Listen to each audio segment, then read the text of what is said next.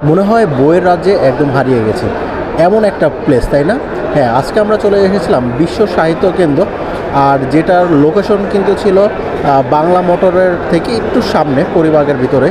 তো অনলাইনের কয়েকটি জায়গায় ওদের ব্যাপক সাড়া দেখে তো এখানে না এসে থাকতে পারলাম না, যেহেতু বাসার ঠিক কাছাকাছি ছিল।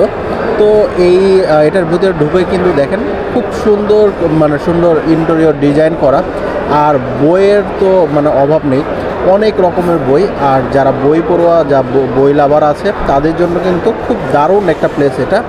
আর সাথে সাথে এখানে একটা ভাইবই অন্যরকম, এটার ভিতর ঢুকলেই আপনার মনটা অন্যরকম হয়ে যাবে।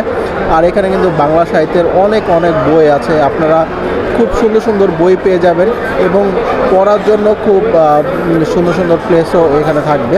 তবে এখানে বসে পড়ার মতো তেমন প্লেস নেই, আপনাকে দাঁড়িয়েই পড়তে হবে। আর আপনি এখান থেকে কিনেও তারপর নিয়ে যেতে পারেন। তো আমার কাছে কিন্তু জায়গাটা খুবই ভালো লেগেছে। এখানে বেবি কর্নার আছে, আর বড়োদের তো সব বই আছে, আর প্রত্যেকটা বই আলাদা আলাদা সেকশন করা, যাতে আপনি খুব সহজেই আপনার ক্যাটাগরির বইগুলো আপনি খুঁজে পান। তো এই ছিল আজকের আমার বিকালের একটা ছোট্ট একটা ব্লগ। চাইলে আপনিও এখানে এসে ঘুরে যেতে পারেন।